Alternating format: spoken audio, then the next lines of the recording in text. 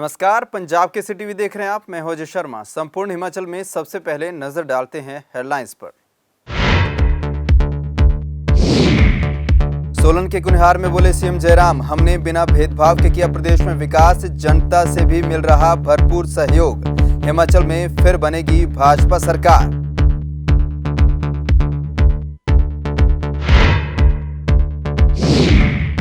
अनुराग ठाकुर ने प्रदेश में फिर बीजेपी सरकार बनने का किया दावा। बोले विकास और सुशासन के मुद्दे पर चुनाव लड़ेगी बीजेपी, रिपीट होगी बीजेपी सरकार।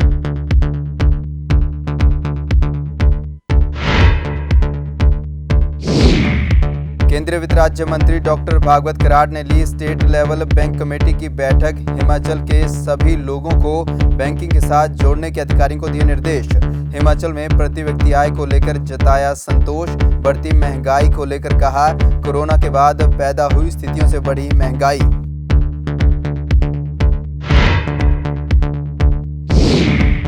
और अब मनीष सिसोदिया पर सीबीआई की कार्रवाई को लेकर भड़की आम आदमी पार्टी। आप प्रवक्ता ने कहा, सीबीआई और ईडी को भाजपा ने अपने घर की एजेंसियां बनाया। लोकतंत्र की हत्या करने में तुली है बीजेपी।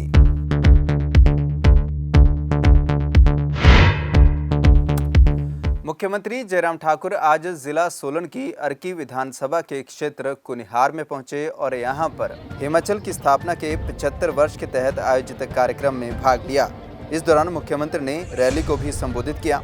मुख्यमंत्री ने कहा कि हमने 5 साल में समर्पित भाव के साथ, बिना भेदभाव के साथ पूरे प्रदेश में विकास कार्य किए और प्रदेश की जनता से भी उन्हें भरपूर सहयोग मिल रहा है और निश्चित तौर पर प्रदेश में फिर से भाजपा सरकार बनेगी। वहीं बाहर से भाजपा में शामिल हो रहे नेताओं के चलते भाजपा में बगावत के सुर उठने को लेकर सीएम ने कहा कि ऐसा कुछ भी नहीं है। जो थोड़ी बहुत बात है वो पार्टी स्तर पर हो रही है, सब कुछ ठीक है। मैं इतना कह रहा हूँ कि हमने समर्पित भाव के साथ हिमाचल प्रदेश में सरकार का संचालन किया, क्षेत्र का विकास किया।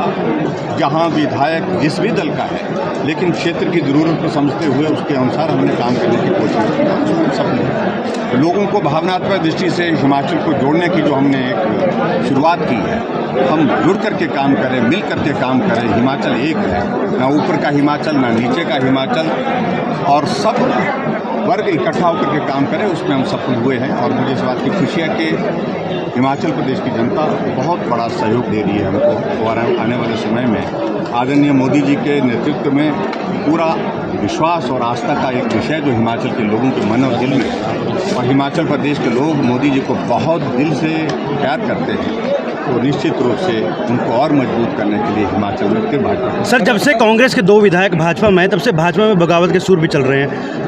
देखिए, ऐसी बातें थोड़ी बहुत चलती रही। हम चुनाव के नज़दीक हैं, कुछ का आना कुछ का जाना, ऐसा थोड़ा बहुत चलता रहता है। लेकिन उसके बावजूद पार्टी के प्लेटफॉर्म के अंदर है, सब लोगों से बातचीत हो रही है, पार्टी का नेतृत्व बात कर रहा है और समस्या का समाधान निकला है।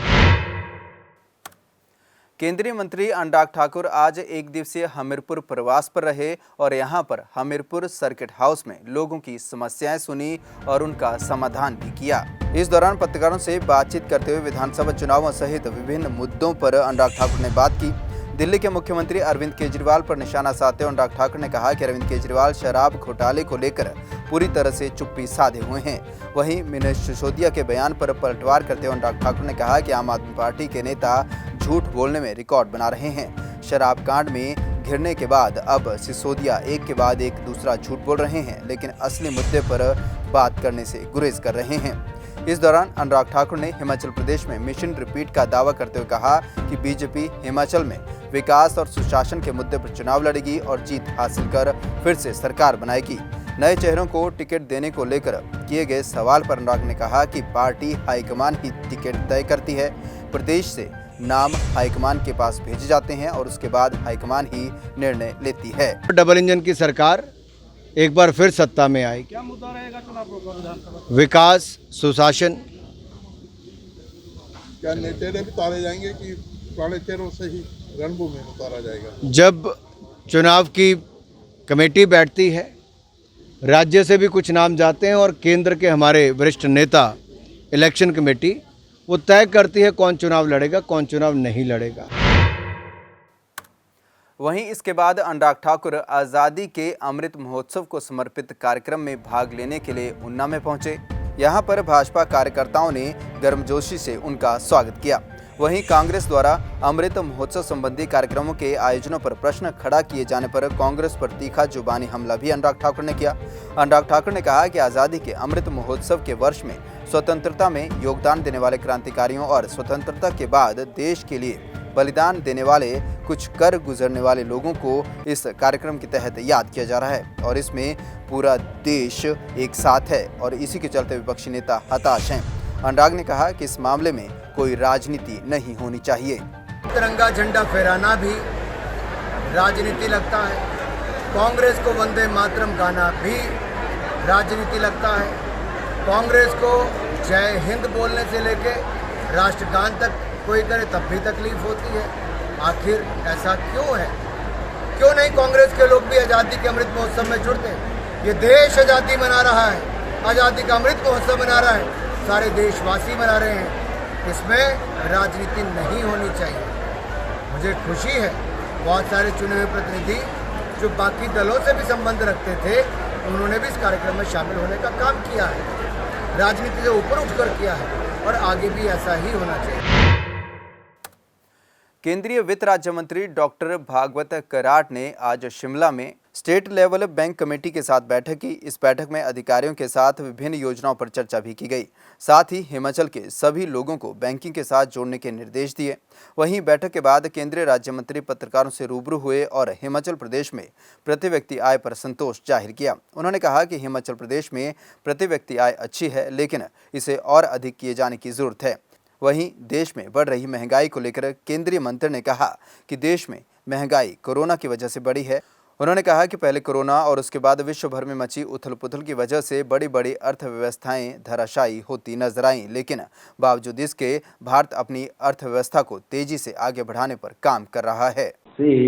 इन्फ्लेशन तो है, हम भी मानते हैं, because of the COVID inflation है तो है, लेकिन if we compare all over the world, हमारा इन्फ्लेशन जो है 7.1 ही है, लेकिन अमेरिका, चाइना जैसे विकसित देश है तो उनका अगर इन्फ्लेशन देखें तो बहुत ही उनका अपना हमारे से 8.8 से ज़्यादा है, नंबर 1।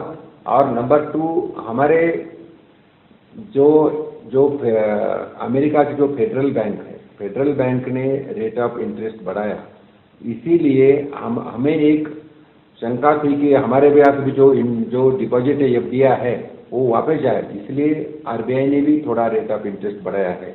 लेकिन गवर्नमेंट इसके ऊपर ऑब्जर्व कर रही है, क्लोज वॉच कर रही है, इन्फ्लेशन न बढ़े इसलिए कोशिश चालू है।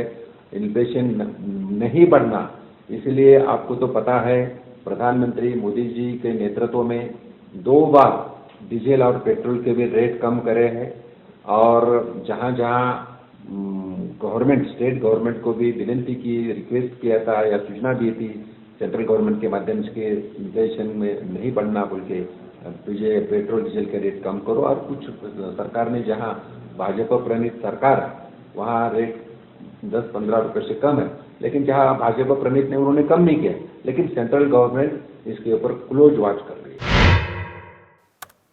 दिल्ली के उप मुख्यमंत्री मनीष सिसोदिया के घर और ऑफिस पर सीबीआई की रेड के बाद हिमाचल प्रदेश में आम आदमी पार्टी भड़क गई है। इसके विरोध में मंगलवार को मंडी में आम आदमी पार्टी के प्रवक्ता संजय संधू ने प्रेस वार्ता कर भाजपा पर आरोप लगाया कि सीबीआई और ईडी को भाजपा ने अपने घर की एजेंसियां बना लिया है और आम लोगों को परेशान किया जा रहा है। उन्होंने कहा कि बीजेपी लोकतंत्र की हत्या करने में तुली हुई है। जैसे कि मनीष सिसोदिया जी पर सीबीआई और आईडी ने रेड की, लेकिन आखिर उन्हें कुछ नहीं मिला। तो जैसे कि आने वाले समय प्रदेश में चुनाव का समय है और भारतीय जनता पार्टी लगातार बौखलाहट में काम कर रही है। गुजरात और हिमाचल इन्होंने अपने लिए एक इशू बना दिया है, क्योंकि आदरणीय प्रधानमंत्री जी और गृह मंत्री भी गुजरात से संबंध रखते हैं और भारतीय जनता पार्टी के राष्ट्रीय अध्यक्ष जेपी नड्डा जी हिमाचल से संबंध रखते हैं। जिस तरह लगातार हिमाचल और गुजरात में आम आदमी पार्टी का ग्राफ बढ़ता जा रहा है, तो स्वाभाविक है कि इनकी बौखलाहट होनी स्वाभाविक है। और दूसरा, मैं एक प्रश्न पूछना चाहता हूँ हिमाचल प्रदेश के माननीय मुख्यमंत्री श्री जयराम जी से कि देखिए, बरसात की भेंट 8 जिंदगियाँ चढ़ती हैं गोहर में और आप उनको 4-4 लाख मुआवजा देने की घोषणा करते हैं। बड़े दुख की बात है, जो लोग शराब पी के मरे हैं उनको आप 8-8 लाख रुपया घोषणा कर रहे हैं, और जो बेचारे प्रकृति द्वारा जो कहर बरपा है, बरसात की भेंट चढ़े हैं, उन्हें आप 4-4 लाख रुपया दे रहे हैं, जबकि शराब वालों को 8-8 लाख रुपए की घोषणा कर रहे हैं। तो ये सरासर गलत हो रहा है। देखिए, मुद्दे जनता सब जानती है, और आने वाले समय में आम आदमी पार्टी अपनी सरकार हिमाचल में अवश्य बनाएगी। मुख्यमंत्री जयराम ठाकुर कल कुल्लू में गृहिणी योजना के लाभार्थियों से संवाद करेंगे। कुल्लू में पत्रकारों से बातचीत के दौरान प्रदेश भाजपा के उपाध्यक्ष राम सिंह ने कहा कि हिमाचल प्रदेश में जिन परिवारों को उज्ज्वला योजना के तहत लाभ नहीं मिला, उन्हें मुख्यमंत्री जयराम ठाकुर द्वारा गृहिणी सुविधा योजना के माध्यम से लाभ प्रदान किया गया, और जिला कुल्लू में भी इस योजना के तहत 17,569 मुफ्त गैस कनेक्शन दिए गए। प्रदेश भाजपा उपाध्यक्ष राम सिंह ने कहा कि योजना के लाभार्थियों के साथ संवाद करने के लिए बुधवार को प्रदेश के मुख्यमंत्री जयराम ठाकुर कुल्लू आ रहे हैं, और कई अन्य परिवारों को इस योजना के तहत गैस कनेक्शन देंगे, साथ ही लाभार्थियों से संवाद करेंगे। राम सिंह ने कहा कि केंद्र और प्रदेश की डबल इंजन सरकार ने महिलाओं को चूल्हे के धुएं से आज़ादी दिलाने का काम किया है। प्रधानमंत्री जी ने जिस प्रकार से कहा कि मेरी सरकार गरीब, मजदूर, युवा, महिला, किसान, बागबान, दलित, पिछड़े, अंतिम पायदान पर बैठे लोगों के लिए समर्पित सरकार है, वैसे ही हमारे आदरणीय जयराम ठाकुर जो गरीब परिवार से संबंध रखते हैं, उन्होंने उन योजनाओं को जो उससे व्यक्ति छूट रहे थे, उनको अलग से हिमाचल प्रदेश की योजना उन्होंने आगे इम्प्लीमेंट की, और उसका लाभ लोग ले पा रहे हैं। और कल विशेष रूप से गृहिणी सुविधा योजना के लिए माननीय मुख्यमंत्री जी यहाँ आ रहे हैं, और 10 से 15,000 लाभार्थी उसमें भाग लेंगे। जो भारत देश 2012 तक खेलों में एक मेडल के लिए तरसता था, अब दर्जनों मेडल ला रहा है। यह कहना है पूर्व मुख्यमंत्री प्रेम कुमार धूमल का। मंगलवार को खंड स्तरीय अंडर 19 छात्राओं की खेल प्रतियोगिता के समापन कार्यक्रम में शिरकत करने राजकीय वरिष्ठ माध्यमिक पाठशाला पहुंचे पूर्व मुख्यमंत्री प्रेम कुमार धूमल ने यह बात कही। 3 दिनों तक 21 से 23 अगस्त तक आयोजित हुई खंड स्तरीय छात्राओं की इस खेलकूद प्रतियोगिता में 2 ब्लॉक नादान व टौणी देवी के 2 दर्जन स्कूलों के 258 खिलाड़ियों ने भाग लिया। प्रतियोगिता का शुभारंभ रविवार को किया गया था। इससे पहले समापन अवसर पर यहां पहुंचे मुख्य अतिथि पूर्व मुख्यमंत्री प्रेम कुमार धूमल का खेल आयोजकों के साथ साथ स्कूल प्राचार्य मंजू ठाकुर एवं स्टाफ सदस्यों ने गर्मजोशी के साथ स्वागत किया। आज अंडर 19 गर्ल्स का कॉम्पिटिशन का क्लोजिंग था। बहुत शानदार प्रदर्शन रहा। हमारे सामने तो जो सांस्कृतिक कार्यक्रम पेश किया गया, बहुत बढ़िया प्रस्तुति थी। हर बच्चे ने अपनी तरफ से बेस्ट परफॉर्म किया है। और एक बात जो मैंने विशेष नोट की वो ये थी कि राष्ट्रभक्ति की बातें थी। गाना था चाहे नाच था, तो उसमें भी राष्ट्रभक्ति की बात थी।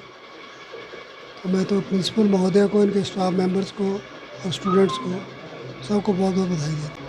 हम तो हिमाचल की बात कर रहे हैं और सारे ब्रह्मांड की बात कर रहे हैं। दुनिया में जहाँ कहीं भी नशा कोई करता है, बेचता है, उससे पैसा कमाता है या पॉलिटिकल लाभ उठाता है, उसके खिलाफ कार्रवाई होनी चाहिए। वो देशद्रोही है, वो देश के साथ गद्दारी कर रहा है। बीते दिनों हुई भारी बारिश के चलते मंडी के लड़भड़ोल में भारी नुकसान हुआ है। केवल जल शक्ति विभाग को ही यहां पर 2.5 करोड़ के लगभग नुकसान हुआ है। जल शक्ति विभाग के सहायक अभियंता प्रदीप राठौर ने जानकारी देते हुए बताया कि भारी बारिश के कारण क्षेत्र की विभिन्न स्कीमें बाधित हुई हैं और करोड़ों का नुकसान हुआ है, जिसके चलते अगले कई दिनों तक कई इलाकों में लोगों को पानी की समस्या का भी सामना करना पड़ सकता है। जिस प्रकार सबको विदित है, लड़भड़ोल एरिया में भारी बारिश हुई है। उसमें लड़भड़ोल सब डिवीजन की लगभग 23 स्कीमें जो है वाटर सप्लाई की और 8 स्कीमें जो है इरिगेशन की बिल्कुल ख़त्म हो गए थे, जिनके सोर्स और राइजिंग मेन पंपिंग मशीनरी कईयों की बह गई है। जिसमें से कि विभाग ने आज डेट तक 12 स्कीमें जो हैं वाटर सप्लाई की, वो जिनमें पानी देना शुरू कर दिया है। और बाकी जो है कुछ स्कीमें जो हमें 1 हफ्ते के अंदर सुचारू रूप से पानी दे देंगे, और कुछ मेरे ख्याल 4-5 स्कीमें ऐसी हैं जिनमें लगभग पूरा पंप हाउस ही पानी में डूब गया था। उन स्कीमों को चालू करने के लिए कम से कम 10-15 दिन का समय लगेगा। जो हमारा सब डिवीज़न है उसमें लगभग 2.5 करोड़ का इस जो बारिश हुई है इसमें नुकसान हुआ है। और जहाँ तक मुझे आज तक अभी ये हो रहा है, कुछ तो रोड ही नहीं बचे हुए हैं जहाँ की हम पाइपें पहुँचा सकें और वेल्डिंग का काम कर सकें। कई जगह बिजली की प्रॉब्लम चली हुई है, रोडों की पाइपें पहुँचाने के लिए रोड नहीं है, तो लोगों को भी थोड़ा सा सहयोग तो डिपार्टमेंट को करना पड़ेगा। छोटी स्कीमें जो है, जो छोटे सोर्स है या लोकल सोर्स है, वो हम चालू कर रहे हैं, वो प्रायोरिटी में हम पहले वो ही कर रहे हैं ताकि लोगों को कुछ पानी तो मिल जाए।